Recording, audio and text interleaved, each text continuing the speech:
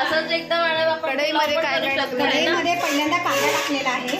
कांदा चांगला परतल्यानंतर आम्ही त्याच्यात गाजर, शिमला मिरच, मका आणि मटार असे टाकले.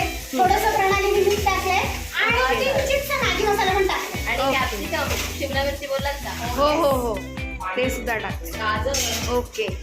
आणि इकडे आपण पहिली मॅगी बॉईल करून घेतलेली आहे आणि थंड पाण्यात काढून घेतलेली अशी सुटसुटीत करून घेतलेली आहे.